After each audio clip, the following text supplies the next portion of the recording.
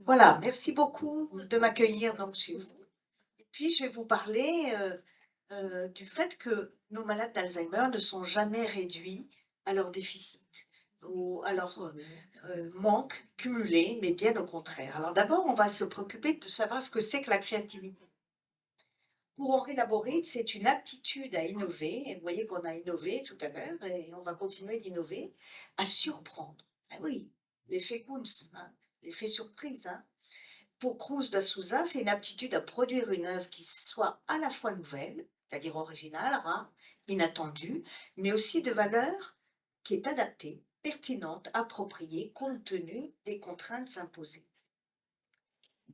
Vous voyez ce qui se passe dans le cerveau de nos malades d'Alzheimer, un cerveau sain, et puis là, atteint par la maladie d'Alzheimer, avec des problèmes à l'hippocampe, la petite zone du passage objet de la mémoire, l'atteinte de l'aire de langage, et puis le cerveau qui se réduit avec des agglomérats de deux protéines anormales, la plaque amyloïde à l'extérieur des neurones et à l'intérieur, ce qu'on appelle les protéines tau qui donnent une dégénérescence neurofibrillare. Voilà, un cerveau de malade d'Alzheimer qui ne ressemble pas à un cerveau sain. Et vous voyez les neurones qui ont un cœur de neurones, un noyau, ce qu'on appelle un noyau, totalement vide, et les synapses qui ne fonctionnent plus, puisque entre les synapses, vous avez ce qu'on appelle les plaques séniles qui viennent s'immiscer. Alors, on va miser, pour nos malades d'Alzheimer, sur deux choses. Un, la présomption de compétence, c'est-à-dire qu'on va aller vers eux en leur proposant quelque chose. Si on va vers eux et qu'on leur propose rien, il ne se passera rien. Et au contraire, leur cerveau va se réduire. Vous n'aurez plus de neuroplasticité. On va donc miser sur la plasticité du cerveau pour retarder les symptômes. On a longtemps pensé que le cerveau perdait cette capacité avec l'âge. Moi, je suis âgée. Quand j'étais jeune externe, on nous disait qu'on perdait des neurones de la naissance à la mort, ce qui est particulièrement faux. Et d'ailleurs, ce que vous voyez lorsqu'il y a un AVC, un accident vasculaire cérébral, qui va atteindre la zone du langage, grâce à l'orthophonie, à la rééducation, eh bien, il va y avoir de nouveaux circuits synaptiques qui vont se mettre en route et la personne va pouvoir récupérer le langage. Donc, on va s'appuyer sur cette plasticité. Je ne vais pas m'attarder sur des choses très techniques, je souhaite vous montrer qu'on peut faire des choses magnifiques.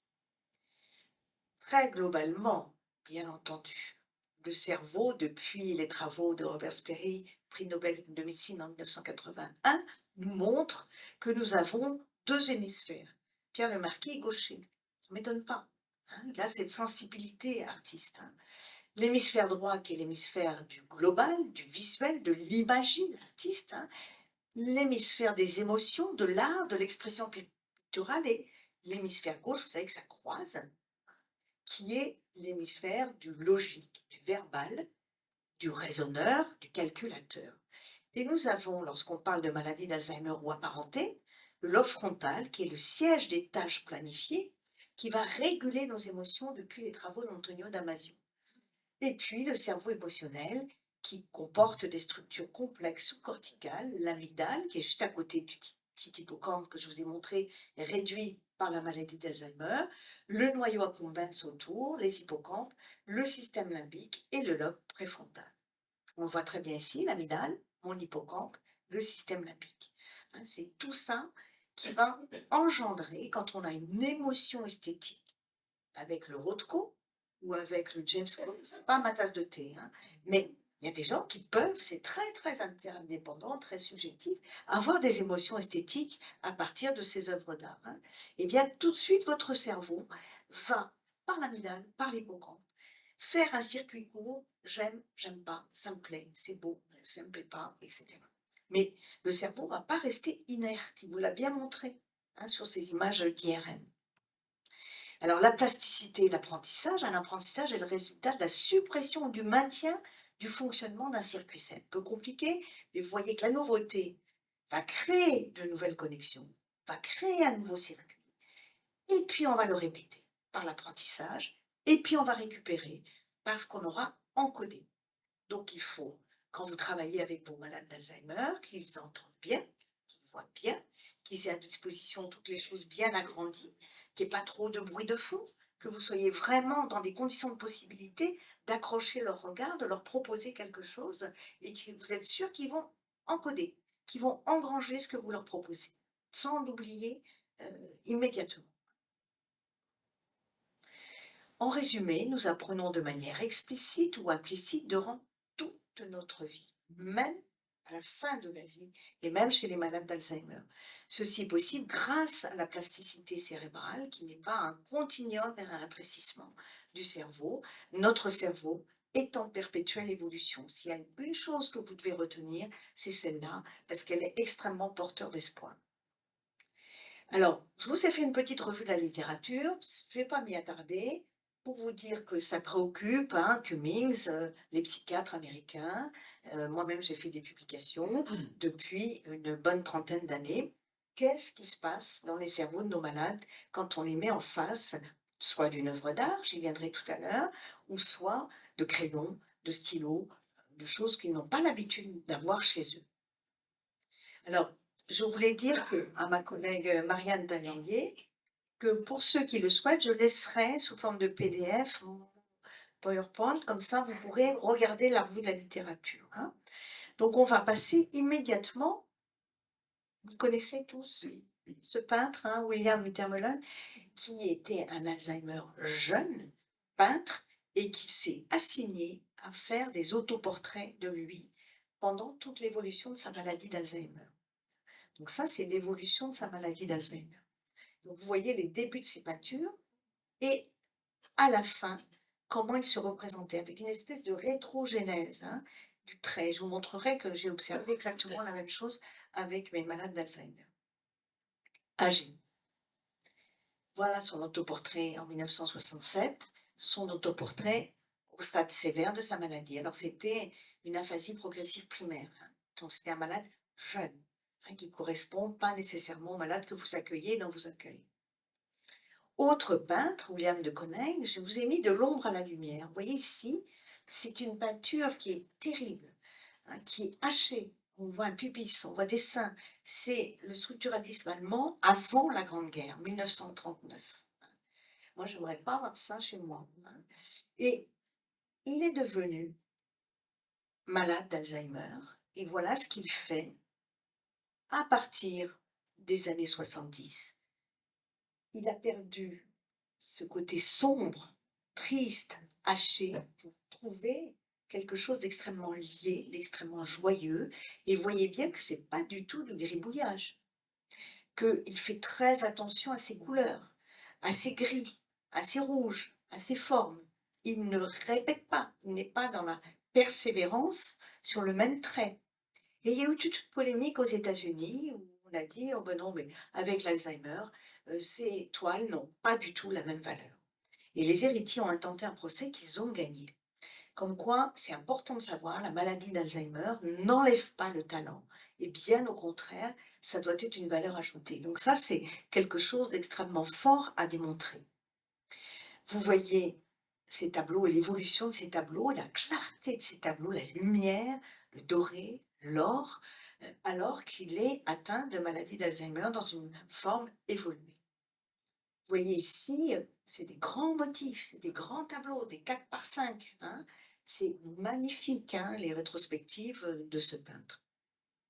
Alors, je vais vous parler de Carolus Earle, donc 1921-1992, atteint de maladie d'Alzheimer.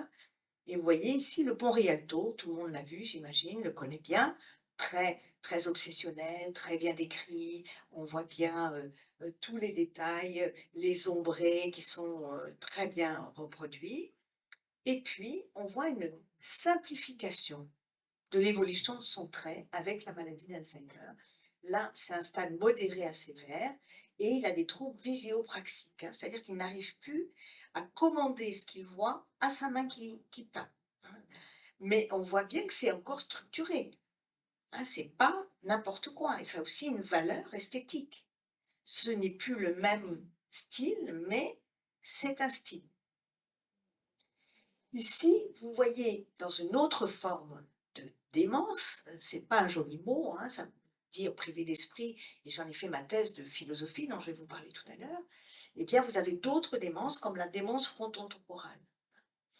Eh bien, vous voyez ici, un tableau réalisé à l'âge de 64 ans, c'est souvent des patients plus jeunes que nos patients Alzheimer, par une patiente qui présentant une forme évoluée de DFT. Lorsqu'elle réalise cette œuvre, elle est boulimique, obèse, désinhibée sur le plan verbal, c'est-à-dire qu'elle fait des plaisanteries, elle passe du coq à l'âne, elle est un peu obscène dans ce qu'elle va dire, avec un discours stéréotypé et elle est incontinente. Vous voyez la force de ce tableau? C'est magnifique. Autre DFT, cas de TFT que j'ai emprunté avec son accord à Catherine Thomas en Ontario, qui est donc neurologue à Saint-Étienne, qui a montré ce cas d'un patient de 65 ans, ancien métallurgiste. Aucun intérêt pour l'art avant sa maladie. À un stade avancé de la maladie, il présente une altération sévère du langage, les deux, Wernicke et Broca, expression et compréhension, une inertie motrice importante, c'est-à-dire qu'il est complètement apathique, il ne commence pas les mouvements, il est incapable de s'habiller, de manger, de faire tout seul, une absence d'expression émotionnelle, il est amimique, on ne voit plus aucune expression sur son visage. Sa femme a eu un jour l'idée de poser devant lui des crayons de couleur et du papier. Alors il se met à dessiner, tous les jours, à la même heure, comme un rituel, ce qu'on voit souvent sur les DFT. Voilà ce qu'il dessine, ce sont des personnages d'une facture infantile, mais ils sont habillés.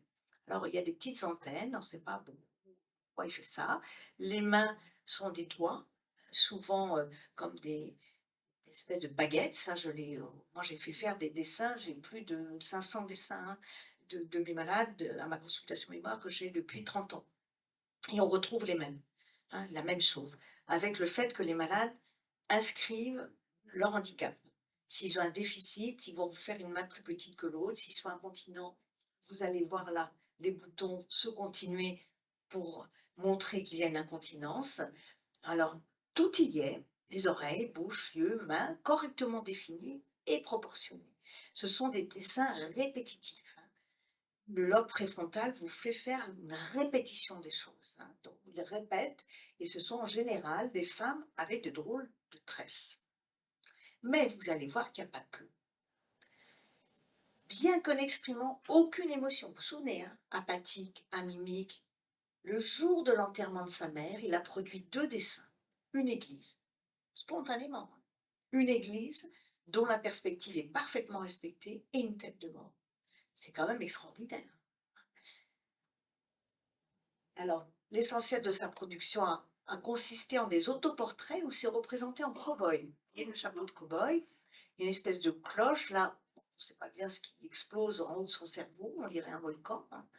Selon sa femme, ces dessins renvoient à une époque de sa jeunesse au cours de laquelle il a travaillé dans une entreprise et durant laquelle il portait un chapeau de cow-boy. Donc, connaître l'histoire de nos patients est essentiel. On va redonner du sens à ce qu'ils nous produisent.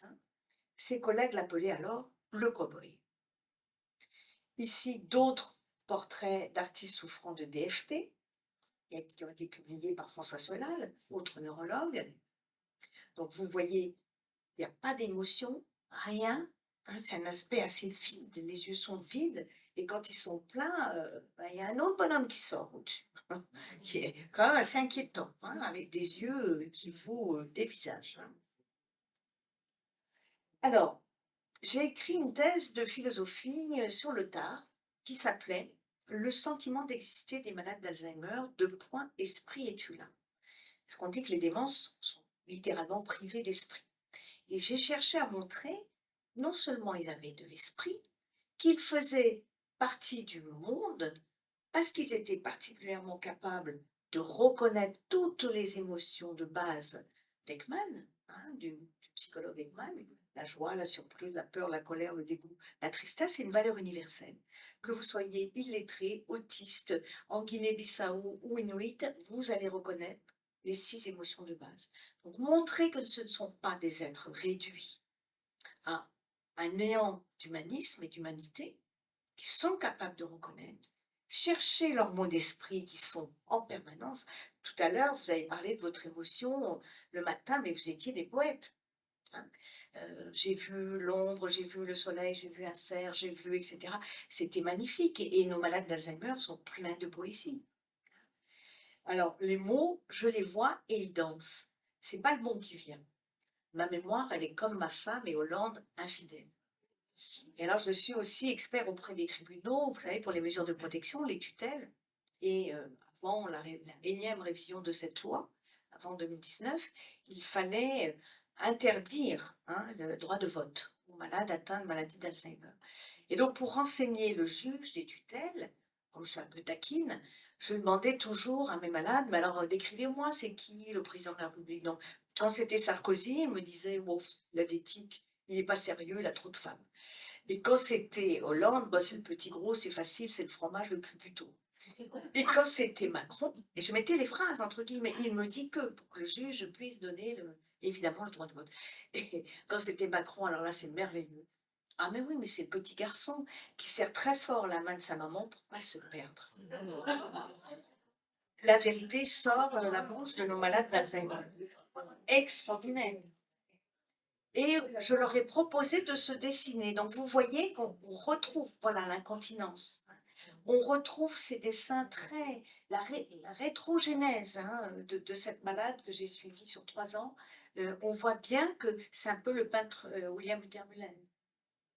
Ici, on voit que la personne a intégré son handicap hein, puisqu'il avait un AVC. Alors, je suis peintre moi-même et sculpteur et je peins avec mes malades d'Alzheimer. C'est une patiente dans notre atelier de peinture, dans mon hôpital, qui est un hôpital de la paix. Hein. Donc, vous voyez, ça ne ressemble pas du tout à un service de la paix, ça ressemble à un vrai atelier d'artiste. Elle, elle hurlait, tapait sur tout le monde 5 minutes avant de venir dans l'atelier de peinture. Et vous voyez ce qu'elle fait. C'est très répétitif, mais c'est ravissant. C'est très joli. On pourrait en faire une étole chez Dior ou chez Chanel. Hein. Elle ne va pas de l'un sur l'autre. Elle contourne ses formes d'une séance à l'autre. Et vous voyez son large sourire. Alors vous avez des peintres qui peignent avec nous. Vous voyez les malades ici. Des tableaux de mes malades. Et vous voyez ici, c'est un malade qui est frontal. Donc, vous voyez, on part d'un petit hérisson, puis on monte, puis il y a une espèce de langue affreuse et un monstre en haut hein, qui vient dire sa difficulté à communiquer et à nous parler. Mais ça, c'est somptueux. C'est pareil, hein. L'étole Chanel, magnifique. Hein. Pas la peine d'être Christian Lacroix. Hein. Moi, je fais. Voilà. Et ici, c'est une patiente qui n'avait jamais peint de sa vie. Jamais. Et elle a fait une par séance des toiles. Hein, c'est de la peinture à l'huile. Et sur toutes ces toiles, vous avez le soleil qui a rendez-vous avec la lune. Et vous voyez comme c'est vivant, il y a l'eau, il y a les fleurs qui pénètrent la forêt, c'est absolument extraordinaire. Alors ici, on sent que c'est quelqu'un, c'est un architecte qui a eu une maladie d'Alzheimer évoluée. Donc on voit un peu à la Caravage cette espèce de train qui sort du tunnel, qui est au centre, on voit qu'il y a une structuration et en même temps, il y a une cathédrale, une autre ici, là aussi. Donc il va chercher des choses qu'il savait faire probablement et on sent que eh bien, le centre du tableau est quand même vers une espèce de pulsion de vie. Pulsion de vie que vous retrouvez sur ce tableau qui explose, hein, qui prend toute la place. Alors ici, c'est un monsieur parkinsonien qui avait une démence parkinsonienne. Là, c'est moi. Hein. Il m'avait peint. Il adorait découper des revues et faire des gabarits avec les revues. Hein. Donc, il peignait comme ça d'après les gabarits. Alors, quels effets thérapeutiques? Alors, vous savez, comme toujours, il faut montrer par des études que ça a un intérêt au-delà du plaisir qu'on se donne et au plaisir qu'il nous donne. Donc, on a fait des études et on a montré que ces ateliers de peinture, de créativité, stimulent les fonctions cognitives et les praxis. Il n'y a pas que la mémoire, il y a le langage, l'utilisation des mains, le calcul, l'orientation dans le temps et dans l'espace. Hein. Ça permet un langage émotionnel partagé jusque dans les stades évolués de la maladie d'Alzheimer. Ça participe à la resocialisation. Nous avons fait de très belles expositions, édité des cartes postales, édité des brochures, et nous avons exposé dans une très belle galerie à Paris les œuvres d'art de nos patients. Ce sont des artistes. Ça apaise les troubles psychocomportementaux, l'agitation, l'anxiété, l'apathie, l'agressivité, et ça sert d'antidépresseur à tout le monde, aux patients, à l'aidant et aux soignants. Ce qui est quand même pas mal, c'est une bonne thérapeutique non médicamenteuse. Alors, il n'y a pas que la peinture. Je vous reprends ici cette nécessité d'écrire, le livre de Geneviève Peigné, L'interlocutrice. Il faut absolument que vous le lisiez, il est étourdissant. Geneviève Peigné, quelques mois après la mort de sa mère Odette, elle est écrivain, Geneviève Peigné, elle découvre dans sa bibliothèque une collection de romans policiers, vous savez, la collection Le Masque, dans lesquels sa mère, atteinte d'Alzheimer, a tenu le journal de sa maladie. Elle en est même venue à s'immiscer dans les dialogues et à répondre aux répliques des personnages, Maigret et Imogène, comme à la recherche d'un interlocuteur, comme si, dit l'auteur, la fiction était plus à même d'apporter des réponses à la solitude, à la douleur et à l'inconfort. Donc, très très joli livre. Elle est venue d'ailleurs à ma soutenance de thèse, Geneviève Peigné, on a beaucoup sympathisé. Odette se tournant vers l'écriture, quêtant pour elle-même, quand son cerveau l'a trahi, les ressources de la lecture, de l'écriture. C'est tout de même bien ça, son histoire propre. Mais c'est tout de même bien cette part de mouvement constant, l'élan vital, vers du sens qu'il ne faut pas omettre de dire. Ne pas oublier de voir en elle quelqu'un qui invente et qui trouve, même voguant sur des neurones délabrés. Magnifique. Elle n'est pas médecin, Geneviève Béni, hein. C'est absolument magnifique ce qu'elle dit. Alors, je vais m'autoriser hein, à prendre des exemples. Vous voyez, prise de tête, donc la collection Le Masque. Et elle écrit bonjour, alors elle met la date, etc. Des gouttes dans mes yeux, mais quand? Son mari s'appelle Henri. Quand est-ce qu'il va venir? Quand est-ce qu'il va-t-il venir? Faire midi à 11h30. Elle note à l'intérieur du livre toutes ses préoccupations.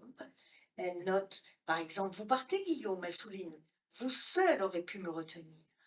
L'écran noir est toujours noir. Hein. Et puis, elle met la vie est bête, mon chéri, si bête. Elle ne souligne pas n'importe quoi.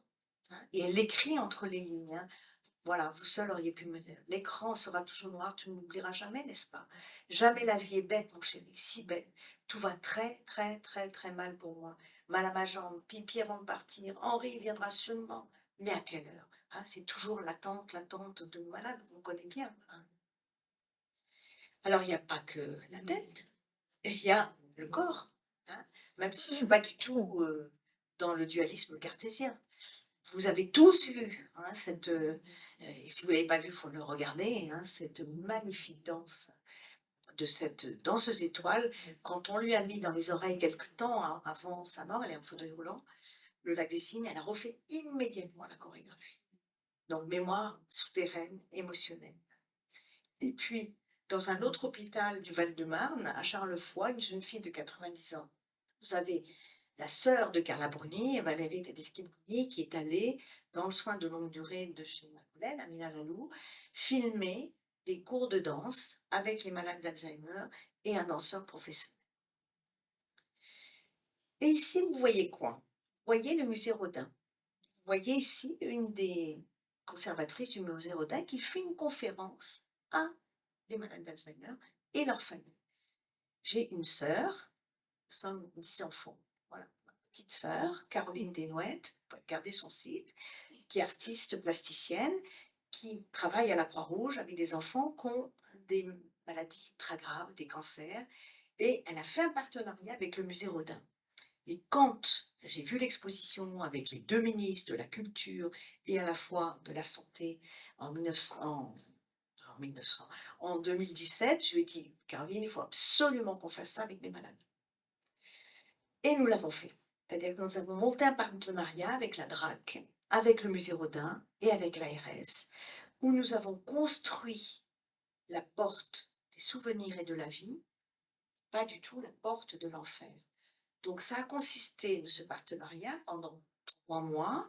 Le musée Rodin nous a donné leur archothèque tactile. Il y a eu des visites qui ont été organisées dans les 2 musées, celui de Meudon et celui de Paris, avec les familles, les accompagnants, les soignants. Vous voyez un atelier. Donc moi, évidemment, j'ai participé aussi aux ateliers. J'ai acheté des livres. Vous voyez, j'ai fait plastifier des photos du penseur de Rodin, etc. On leur a demandé. Alors, c'est des malades qui sont en UHR, donc des formes très évoluées, qui n'ont plus de langage, qui ne parlent plus, qui tapent, qui se balancent, qui n'ont plus d'expression. Et on a enregistré les séances et on a pu obtenir 70 petites sculptures absolument magnifiques. voyez, l'archothèque tactile, la cathédrale de Rodin. Et on leur a demandé de nommer la personne qui nous avait fait. Alors là, elle nous a dit, c'est Aude. Alors, mais qui c'est Aude? C'est mon amie, elle ne parlait pas depuis des mois, c'est mon amie, elle s'est noyée sous mes yeux.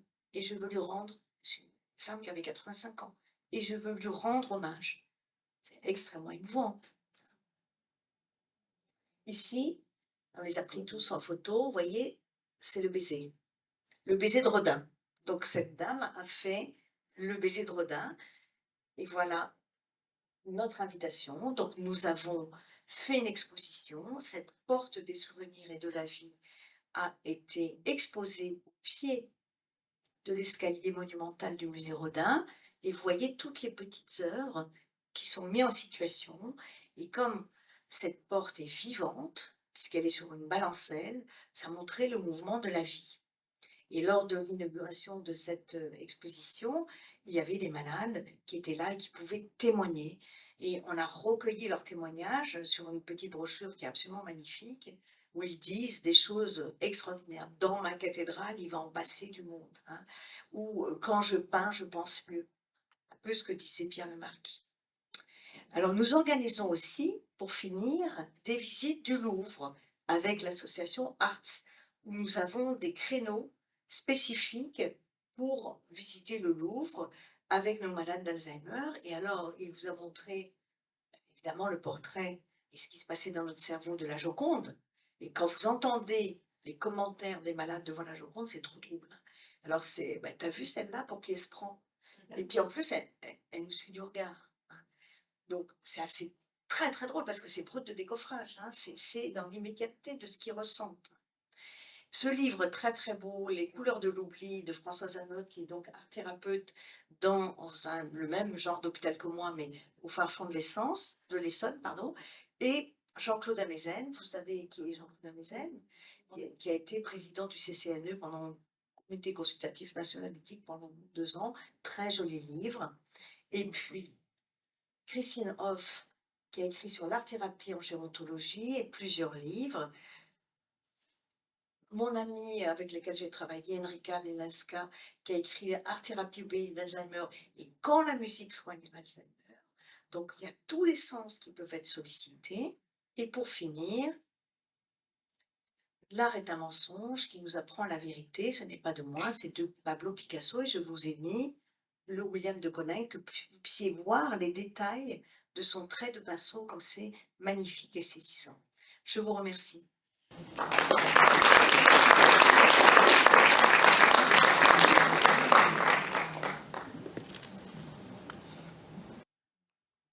Donc, vous restez là pour les questions, si vous voulez.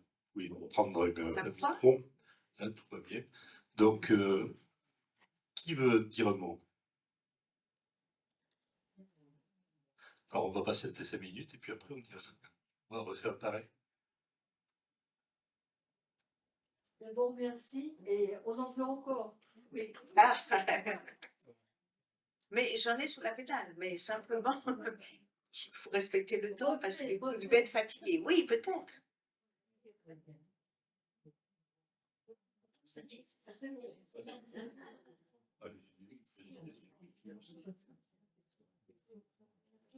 Oui.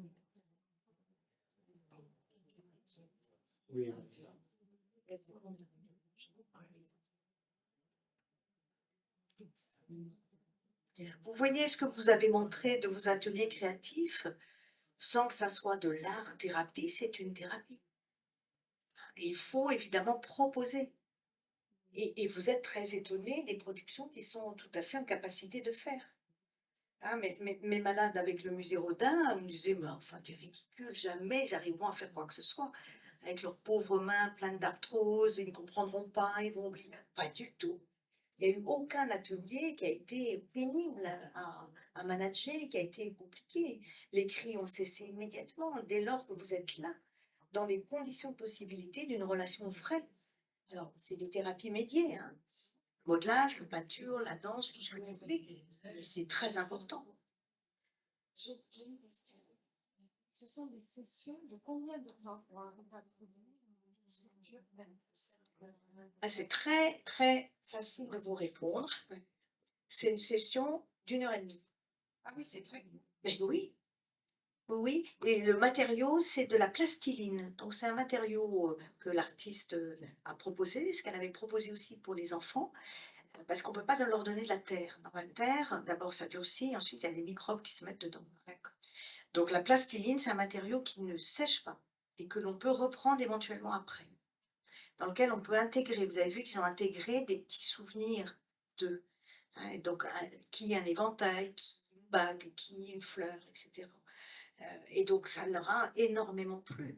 Et à chaque fois, ils reconnaissaient leurs œuvres. C'est moi qui ai fait ça. Puisqu'on a eu 70 personnes et ça ne durait que 3 mois en tout. Il fallait bien qu'on soit attentif à chacun. Et donc, des ateliers d'1 heure et demie par malade. D'accord. Moi, j'ai cru remarquer que la, enfin,